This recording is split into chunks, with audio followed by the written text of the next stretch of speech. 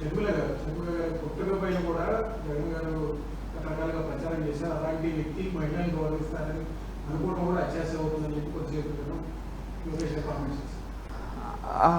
మీరు చూస్తూ ఉన్నారు, జగన్మోహన్ రెడ్డి గారు ఎప్పుడు మహిళలకి ఎంతో గౌరవించే వ్యక్తి.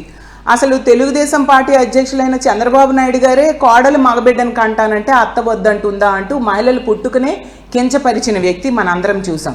అలాగే ఆ రోజు స్పీకర్గా ఉన్న కోడెల శివప్రసాద్ గారు ఏమన్నారు ఆడది వంటింట్లో ఉండాలి, కారు షెడ్లో ఉండాలి అంటూ చాలా నీచంగా తక్కువ చేస్తూ మాట్లాడడం జరిగింది. ఎందుకు ఆ ఎమ్మెల్యే అయిన బాలకృష్ణ గారు ఏం చెప్పారు, మహిళలకి కడుపైనా చేయాలి, ముద్దైనా పెట్టాలి అంటూ చాలా అంటే మాటల్లో చెప్పలేనంత దారుణంగా మాట్లాడడం జరిగింది. ప్రతి సందర్భంలో కూడా మహిళల్ని కించపరుస్తూ మాట్లాడింది మీ పార్టీ నాయకులు. అలాగే మీ పార్టీ నాయకులు ఇష్టం వచ్చినట్టుగా మహిళల్ని తక్కువ చేస్తూ అవమానిస్తూ వాళ్ళకి ఇచ్చిన హామీలు అమలు చేయకుండా మీరు పబ్బం గడుపుకుంటూ ఉండే పరిస్థితి. మహిళా సాధికారత కోసం, మహిళా రక్షణ కోసం, మహిళలను ఆర్థికంగా ఉన్నత స్థానంలో కూర్చోబెట్టడం కోసం జగనన్న పెద్దపీట వేయడం జరిగింది. మహిళలకి ఎంతో గౌరవించే వ్యక్తి గౌరవ మా అధ్యక్షులైన జగన్మోహన్ రెడ్డి గారు అనేది ఈ రాష్ట్ర ప్రజలందరికీ కూడా తెలుసు.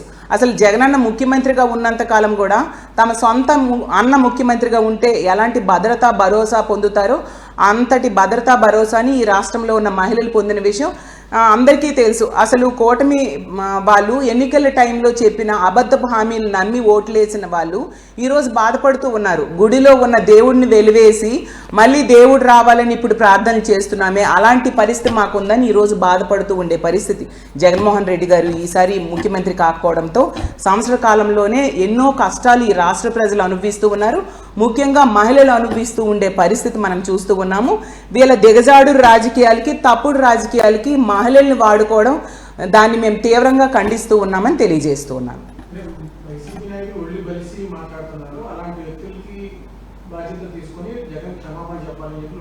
అదే అండి, ఎందుకు జగనన్న క్షమాపణ చెప్పాలి? చంద్రబాబు నాయుడు గారి లాగా కోడలు మగబిడ్డను కంటానంటే అత్త వద్దంటుందా అనేసి ఏమైనా అన్నారా?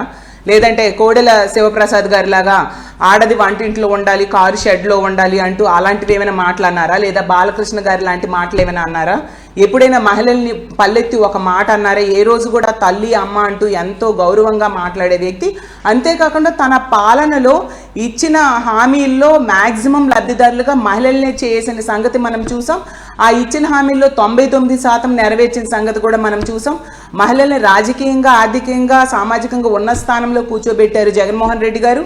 అలాగే తీసుకుంటే మహిళల రక్షణ కోసం పెద్దపీట వేయడం జరిగింది. ఇలా అన్ని రకాలుగా మహిళల్ని ఉన్నత స్థానంలో కూర్చోబెట్టిన వ్యక్తి ఎందుకు క్షమాపణ చెప్పాలి? వాళ్ళంతటా వాళ్ళదే కథ, వాళ్ళదే స్క్రీన్ ప్లే, వాళ్ళదే డైరెక్షన్ అంతా వాళ్ళదే అయ్యుండి మహిళల్ని వాళ్ళే పంపి ఆ మహిళల వెనక టీడీపీ కార్యకర్తల నుంచి దాడులు వాళ్ళే చేయించి మళ్ళీ తిరిగి మా వాళ్ళ మీద బ్లేమ్ చేయడం ఎంతవరకు సమంజసమని నేను అడుగుతూ ఉన్నాను. అంటే మహిళల్ని ఎంతసేపు ఇలాంటి ర్యాలీలకు వాడుకునే బదులు వాళ్ళకి ఇచ్చిన హామీలు అమలు మీద దృష్టి పెడితే బాగుంటుందని నా ఉద్దేశం అని తెలియజేస్తూ ఉన్నాను.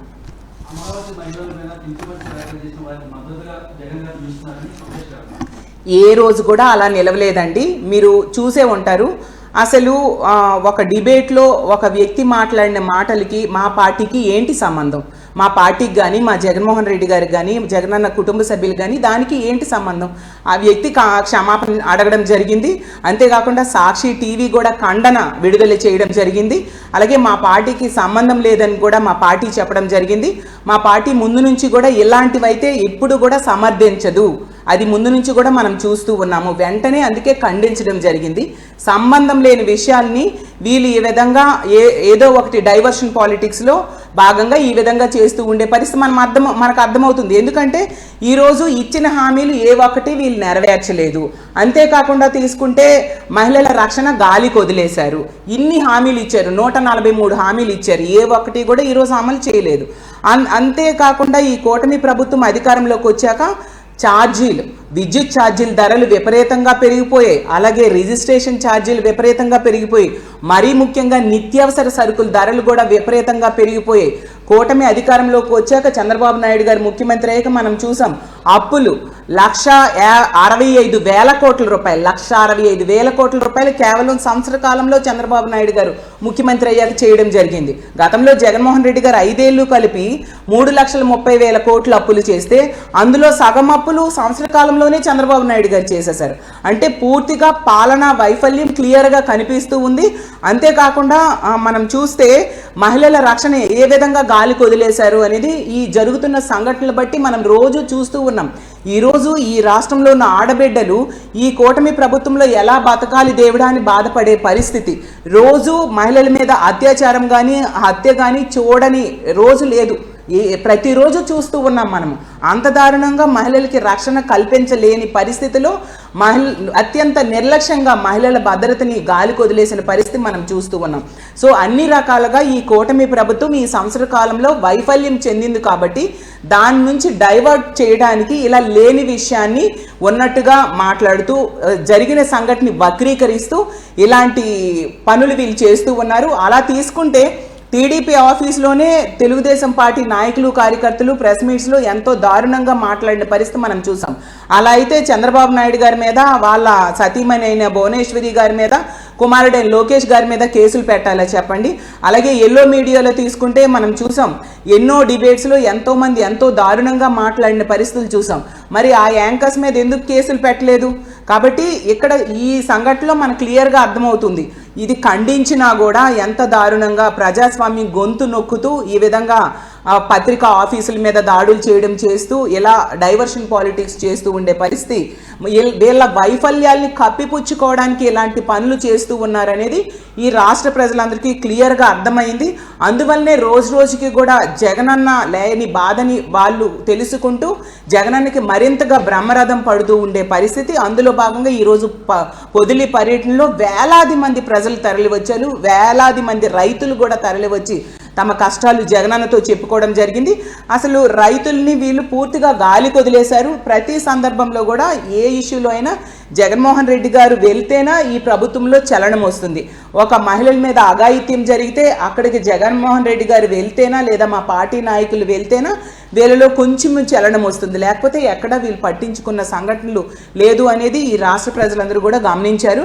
కాబట్టి ఇలాంటి డైవర్షన్ పాలిటిక్స్కి, అలాగే ఇలాంటి కుట్ర రాజకీయాలకి, ఇలాంటి దిగజారుడు రాజకీయాలకి మహిళల్ని వీళ్ళు వాడుకుంటున్నారు. గత 3 రోజులుగా చూస్తున్నాం. సాక్షి ఆఫీసుల మీద దాడులకైతేనేమి, ఈరోజు పొదిలి పర్యటనలో ఏదో చేసేద్దాము అనేసి ఇలాంటి కార్యక్రమాలన్నింటికీ కూడా మహిళల్ని వీళ్ళు వాడుకుంటూ మహిళల్ని బలిపశువులుగా చేయడానికి వీళ్ళు పూనుకునే సంగతి మనం చూసాము.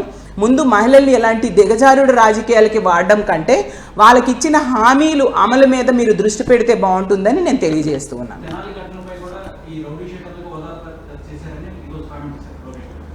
అదే అండి మీకు చెప్తూ ఉన్నాను, మనం ప్రజాస్వామ్య దేశంలో ఉన్నాం.